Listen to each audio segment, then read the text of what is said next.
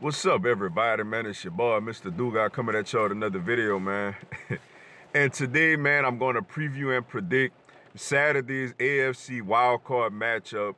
You have the Indianapolis Colts taking on the Houston Texans Saturday at NRG Stadium in Houston. This is the rubber match, man. This the end-all, do-all matchup between two rivals in the AFC South.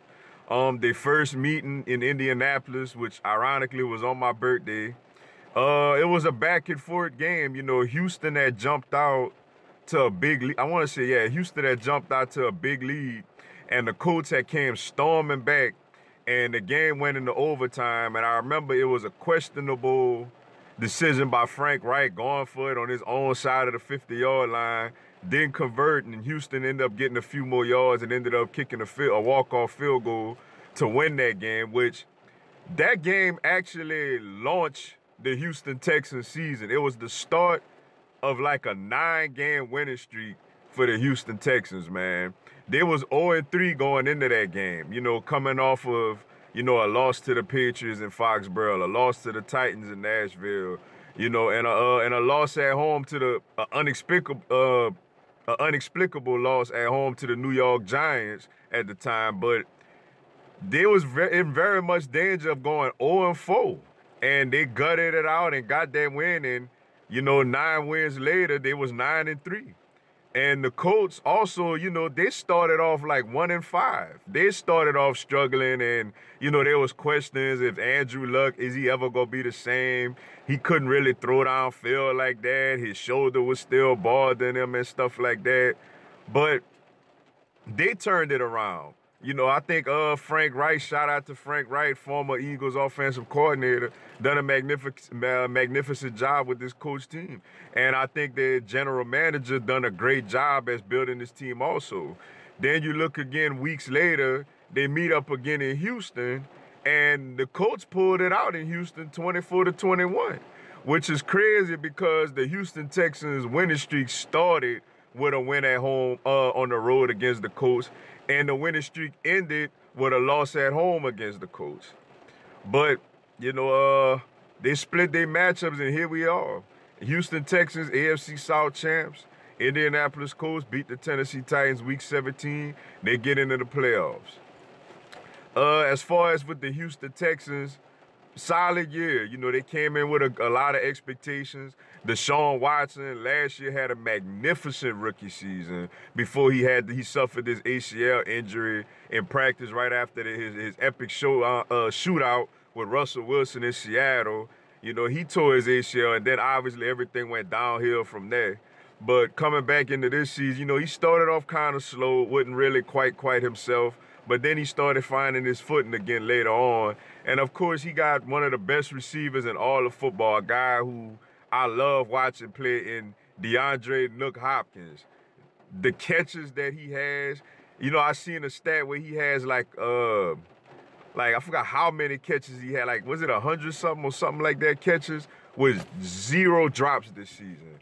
That's absolutely remarkable to not drop a pass in 16 games when you're targeted as much as he's targeted. That just goes to show you, like, the gifted hands and such the great player that DeAndre Hopkins is for that Houston Texans. Not only for the Houston Texans, but for the whole NFL entirely.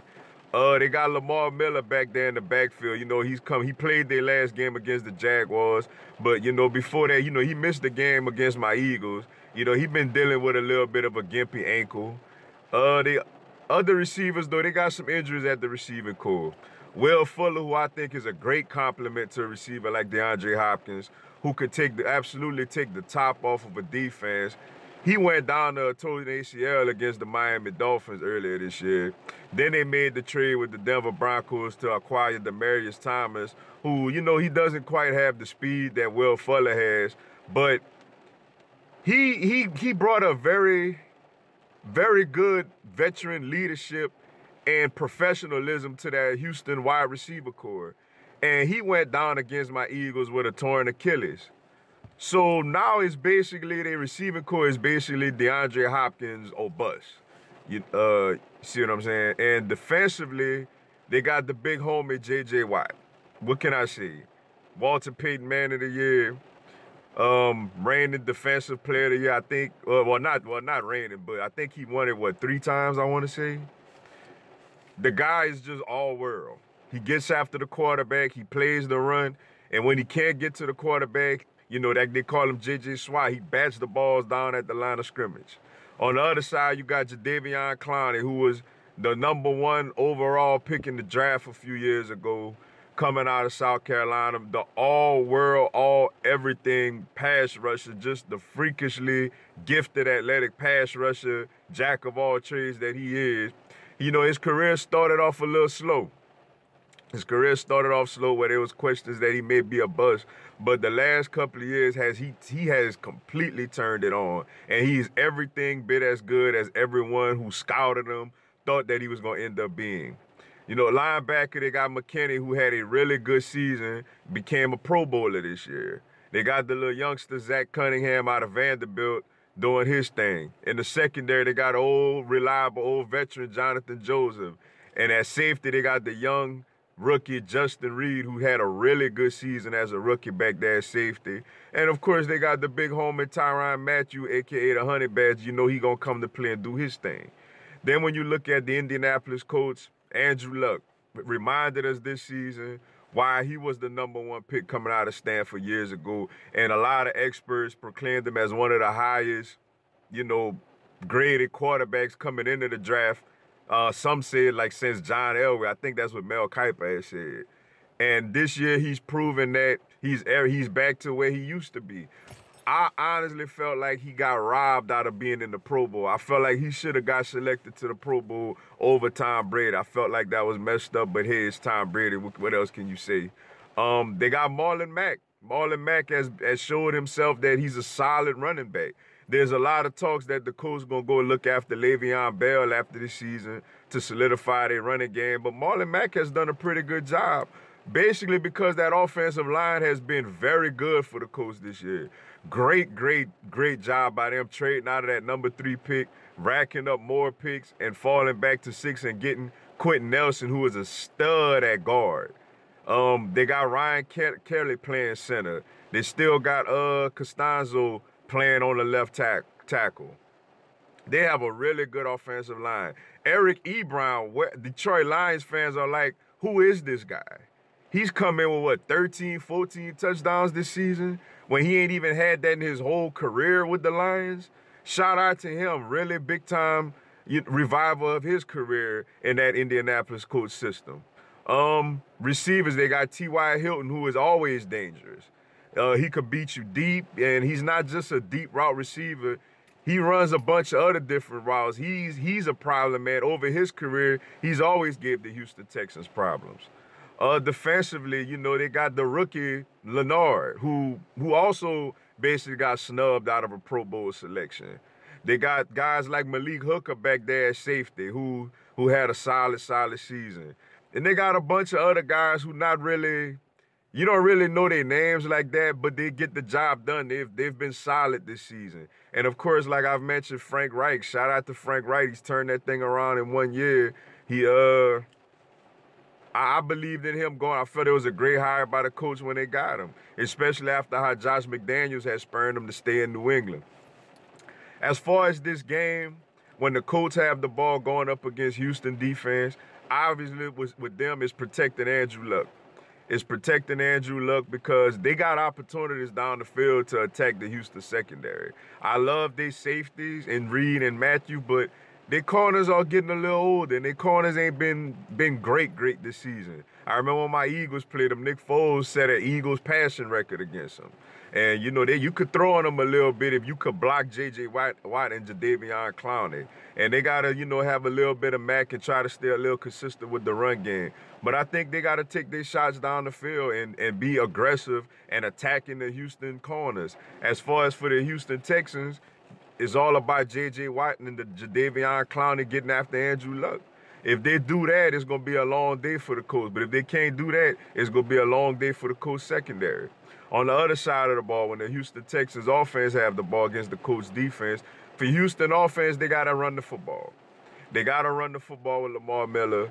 and Dante Foreman and Alfred Blue, whoever else running the ball. Even let Deshaun Watson run a few quarterback reads and stuff like that, read options and stuff like that. Because receiving core, they really thin. They really thin. Like, you would think the Colts are going to try to double up on DeAndre Hopkins and force these other unknown, unexperienced receivers to beat him.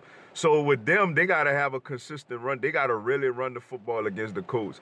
And for the Colts, basically, it's doubling up DeAndre Hopkins. You can't let DeAndre Hopkins beat you because right now, that's all who they really have to throw the ball to, who could consistently make plays.